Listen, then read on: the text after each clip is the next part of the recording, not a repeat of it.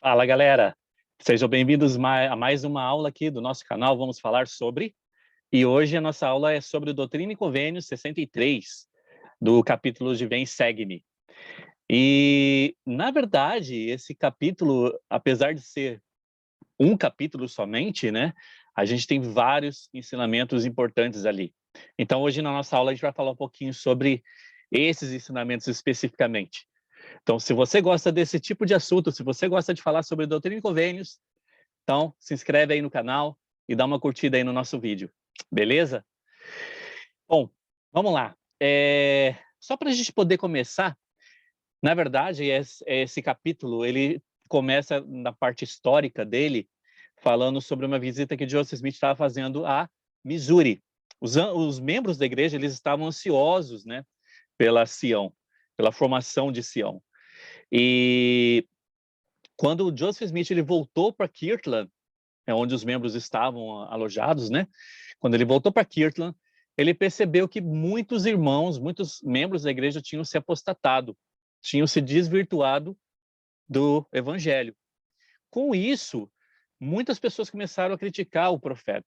Então apareceram algumas situações bem estranhas durante todo aquele processo. Então ele começou a receber muitas críticas de algumas pessoas.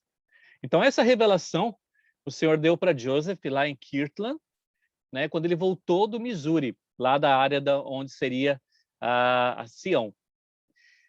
Como o Senhor viu o que estava acontecendo, e Joseph Smith foi inquirir ao Senhor sobre essa situação, aí o Senhor, então, ele deu uma revelação para ele, em 2 versículos especificamente.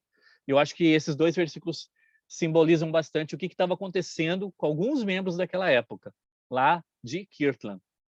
E lá no versículo 6 ele fala o seguinte: portanto, em verdade, eu vos digo, que os iníquos prestem atenção e que os rebeldes temam e estremeçam, e que os incrédulos fechem os lábios, pois o dia da ira cairá sobre eles como um furacão, e toda a carne saberá que eu sou seu Deus. Lá no 37, ele fala o seguinte: e que todo homem tome a retidão em suas mãos e cinja seus lombos com a fidelidade.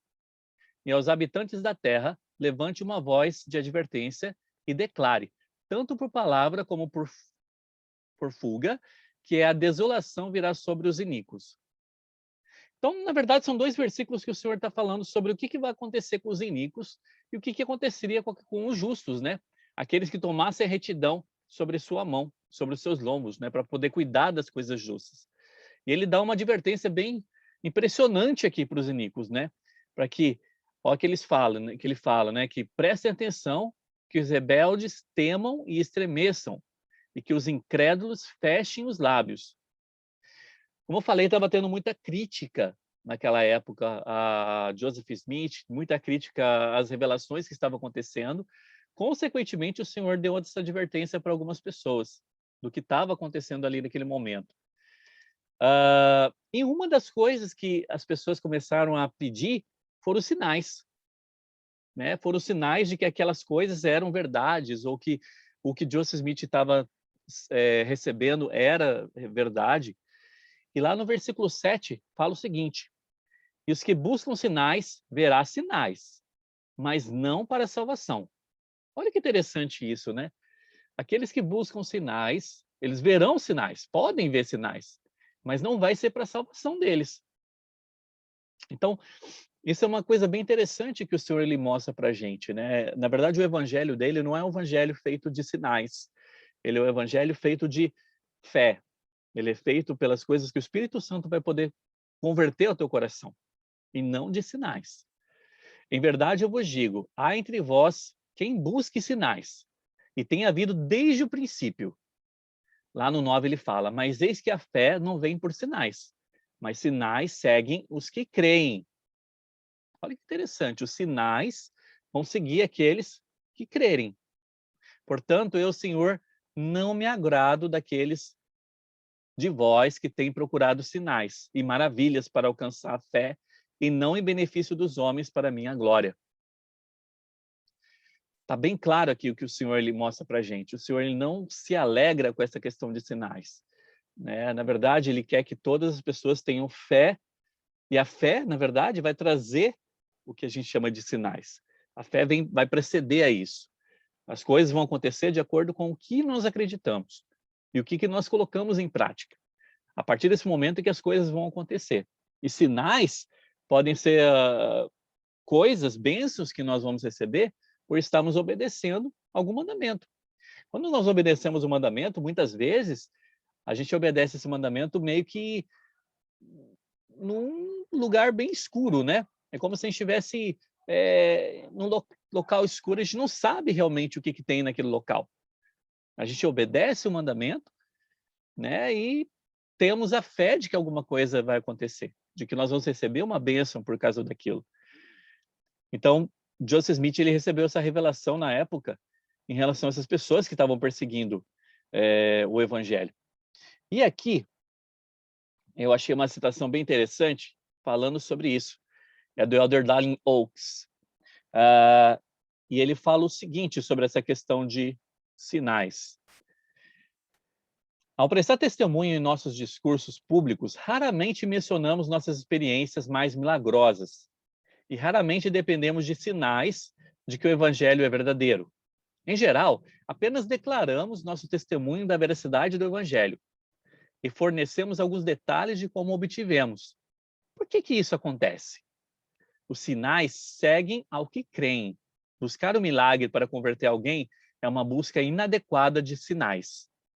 Há boas razões para não buscarmos conversões pela exibição de sinais. A visão de sinais ou milagres não é um alicerce seguro para a conversão.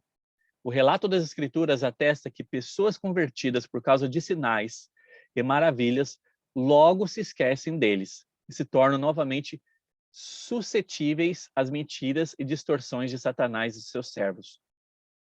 Boyd K. Packer, ele falou o seguinte: em um mundo cheio de criticismo e ceticismo e dúvida, a expressão "vê para quê, crer" promove atitudes "mostra-me para que eu acredite".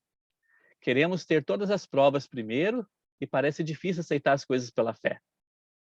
Quando é que aprenderemos que nas coisas espirituais as coisas funcionam de um modo contrário, que acreditar é ver? A crença espiritual procede do conhecimento espiritual. Quando cremos em coisas que não se veem, mas que são verdadeiras, então nós temos fé. Então são duas citações aqui mostrando um pouquinho sobre essa questão de crer para poder ver. Uma do Elder Oaks, e eu gostei muito dessa parte, né? Buscar o milagre para converter alguém é uma busca inadequada de sinais. Muitas vezes a gente busca milagres para que alguém possa ser convertido. E não é dessa forma que alguém vai passar a acreditar no evangelho. Não é através de milagres. Os milagres, ou não é através de sinais. Os sinais, na verdade, eles podem meio que fazer a pessoa acreditar por um determinado momento, mas essa pessoa, logo, logo, ela passa a desacreditar novamente. Porque não foi através de milagres do Espírito Santo. Não foi através da fé que isso aconteceu. Que possamos lembrar disso, né? Nós precisamos crer para ver, e não ver para crer. Né? Os sinais, eles não vão fazer com que nossa fé aconteça. É o contrário. Na verdade, a fé vai fazer com que os sinais, os milagres possam acontecer. E que a gente possa lembrar bastante disso. Então, eu vou deixar uma pergunta para vocês responderem aí embaixo. De que forma nós sabermos que a fé, ela vai preceder os sinais, vai preceder os milagres, pode fazer com que nós possamos aumentar cada vez mais a nossa fé? De que forma a nossa fé ela pode ser aumentada através disso? Já que a gente sabe que, primeiro, a gente precisa acreditar, para depois as coisas acontecerem. Por que saber disso é importante? Então, escreve aí nos comentários embaixo, só para a gente poder falar um pouquinho sobre isso. Um outro conselho que o Senhor deu nesse capítulo 63 está aqui nos versículos 14 a 19. E se você quiser acompanhar, ele fala o seguinte: houve entre vós adúlteros e adúlteras. Alguns deles se afastaram de vós, e outros, que mais tarde serão revelados, permaneceram convosco. Que esses se acautelem e se arrependam depressa, para que o julgamento não recaia sobre eles como uma armadilha, e sua loucura seja manifestada e suas obras aos olhos do povo os acompanhem. Em verdade, eu vos digo, como disse antes, aquele que olhar para uma mulher para cobiçar, ou se alguém em seu coração cometer adultério, não terá o espírito, mas negará a fé e temerá. Portanto, eu, Senhor, disse que o medroso e o incrédulo e todos os mentirosos e aqueles que amam e cometem a mentira, bem como o libertino e o feiticeiro, terão sua parte no largo que arde com fogo e enxofre, que é a segunda morte. Em verdade, eu digo que eles não terão parte na primeira ressurreição. E agora, eis que eu, Senhor, vos digo, que não sois justificados, porque essas coisas existem entre vós. Então, como eu falei agora há pouco, né, os irmãos lá de Kirtland, alguns deles, eles estavam se apostatando, eles estavam se afastando do evangelho. E uma das coisas que eles estavam cometendo aqui é em relação à lei da castidade, em relação a adultério, né? E não somente adultério, mas a quebra mesmo da lei da castidade. E ele falou bem sério aqui. Houve entre vós adúlteros e adúlteras. Alguns deles se afastaram de vós e outros que mais tarde serão revelados permanecem convosco. E ele dá um aviso aqui para essas pessoas, né? Para que esses se acautelem e se arrependam depressa, para que o julgamento não recaia sobre eles como uma armadilha. E isso é bem importante a gente saber, porque, na verdade, por pessoas estarem quebrando a lei da castidade, né, naquela época, e isso serve para a gente também hoje em dia, o espírito ele se afasta. As pessoas se afastam do espírito. Consequentemente, nós perdemos a chance de ter essa companhia e de ter as revelações que a gente precisa ter. Então, nessa aula de hoje, eu decidi falar um pouquinho, assim, frisar bastante em cima desse assunto e também falar um pouquinho sobre algumas citações aqui. E eu vou compartilhar essas citações com vocês, que são bem sérias, na verdade, mas elas falam especificamente sobre essa questão da pornografia, da quebra da lei da castidade. E eu vou compartilhar com vocês esse PowerPoint, né, com essas citações. Eu acho que isso vai ajudar a gente a frisar um pouquinho melhor sobre isso. E eu gostaria que nós pudéssemos realmente prestar atenção nessas coisas e pudéssemos colocar em prática na nossa vida, né? O Elder Oaks, ele falou o seguinte: as histórias e os filmes eróticos ou pornográficos são piores do que comida suja e contaminada. O corpo possui defesas para livrar-se de alimentos insalubres. Com algumas poucas exceções letais, a comida estragada vai apenas fazê-los passar mal, mas sem causar danos permanentes. Por outro lado, uma pessoa que se alimenta das histórias sujas e de filmes e literatura pornográfica ou erótica, grava-os nesse maravilhoso sistema de arquivos chamado cérebro. O cérebro não vomitará a imundície. Uma vez registrada, permanecerá para sempre sujeita à lembrança, enviando à mente flashes de suas imagens pervertidas e desviando-as das coisas saudáveis da vida. Olha que coisa séria ele fala aqui. Na verdade, a pornografia, ela vai trazer para nossa mente flashes. Esses flashes vão voltar e vão acontecer sempre na nossa mente. Não é que nem a comida estragada, né? Que nosso corpo ele vai rejeita. A pornografia, infelizmente, é isso que vai acontecer.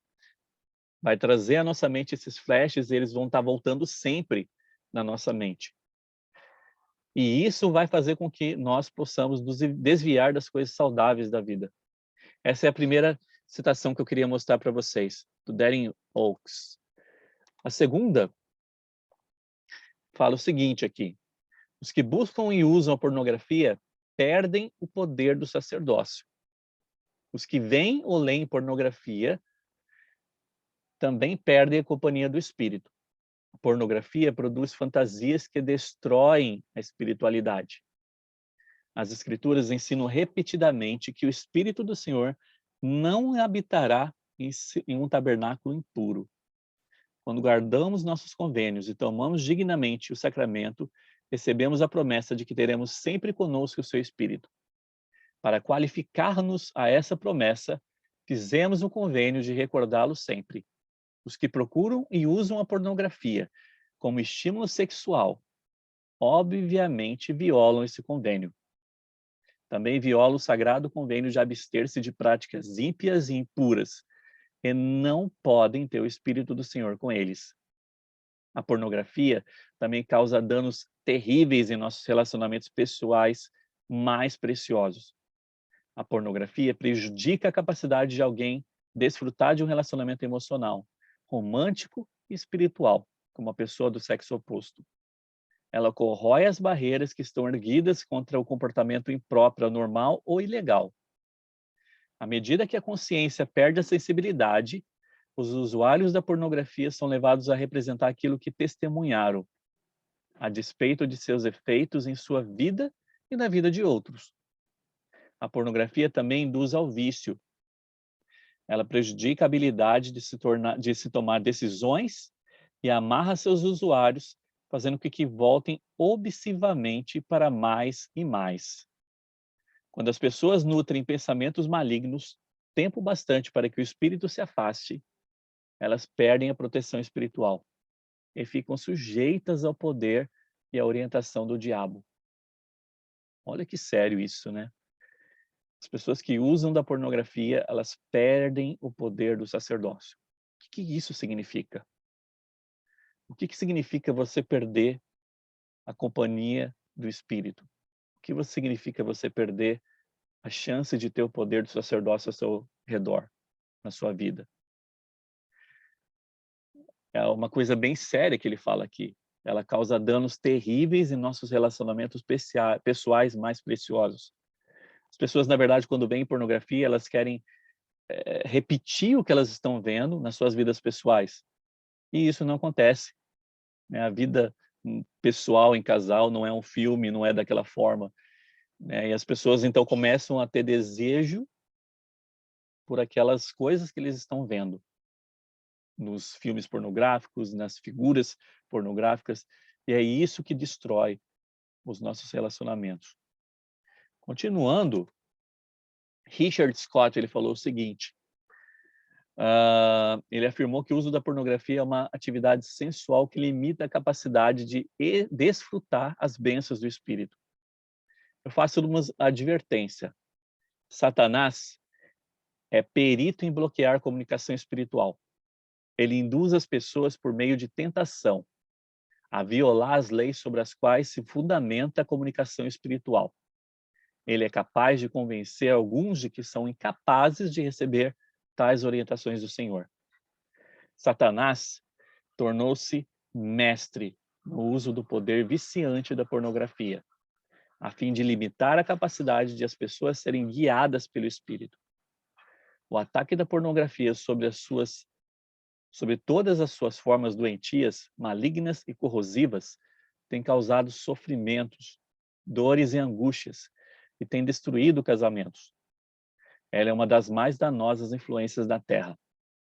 Tanto em páginas impressas no cinema, na televisão, nas músicas com letras obscenas e nos serviços telefônicos, quanto nas telas do computador, a pornografia é incrivelmente viciante e terrivelmente destrutiva.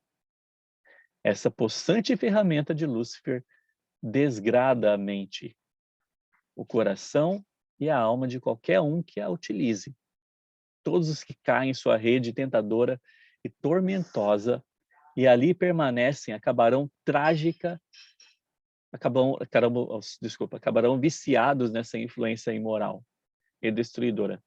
Muitos não conseguem se livrar desse vício sem ajuda. A trágica sequência é conhecida.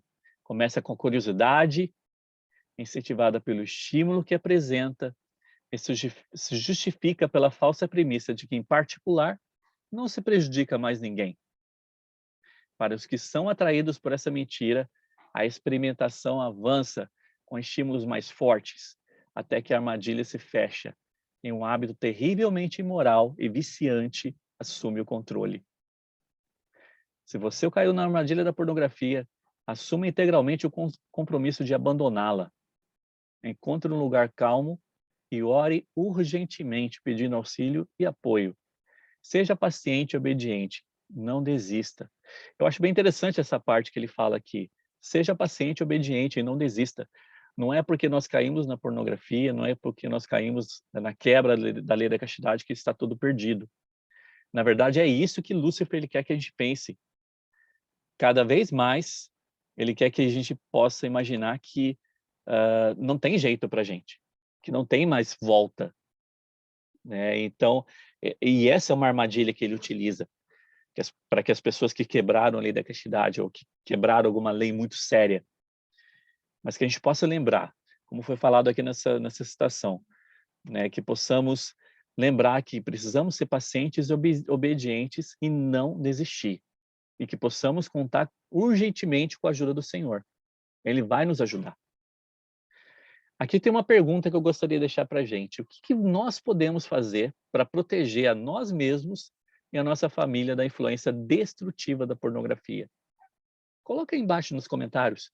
O que você pode fazer para proteger você mesmo e a sua família da influência que a pornografia tem hoje em dia? Ela está em todo lugar, né? E a gente precisa tomar muito cuidado com isso. Elder Holland, ele falou o seguinte: por que a luxúria é um pecado tão mortal? Além do impacto espiritualmente destrutivo que tem sobre a alma, acho que é um pecado porque macula o mais elevado e santo relacionamento que Deus nos concede na mortalidade. O amor que um homem e uma mulher sentem um pelo outro e o desejo que o casal tem de gerar filhos em uma família planejada para ser eterna. Existe um impacto, como ele falou aqui, espiritualmente destrutivo sobre a alma. E esse impacto ele é causado especificamente pela pornografia, pelos males que a pornografia pode trazer. Eu gostaria de deixar esse desafio para a gente, para que nós pudéssemos realmente pensar em maneiras de fazer com que essas coisas possam não acontecer em nossas famílias, que elas possam desaparecer e que possam não trazer consequências maléficas para a nossa família. E muitas vezes essas coisas dependem de nós. Depende só do que a gente pode fazer pessoalmente, como individualmente, o que eu posso fazer para que isso possa não vir a acontecer. Para que eu possa não dar brecha e abertura para o inimigo. Eu gostaria de deixar esse desafio, então, para a gente, para que a gente possa pensar um pouquinho sobre isso. Hoje eu escolhi realmente ler algumas citações desses elders, porque eu acho que são citações que têm muito a ver com o Doutrina e Convênio 63, principalmente com esse conselho que o Senhor tinha dado aos membros ali, que eles estavam pecando em relação à lei da castidade, algumas pessoas, mas eu escolhi realmente ler essas citações para que a gente pudesse tê-las em nossa mente e ver o que nós podemos fazer para poder aplicá-las em nossa vida. Então, galera, não se esquece, se você curtiu aí, dá uma curtida aí embaixo do vídeo, se inscreve no canal e vamos ajudar a compartilhar essa mensagem com o restante da galera, tá bom? Eu deixo essa aula com vocês, então, no sagrado nome de Jesus Cristo. Amém.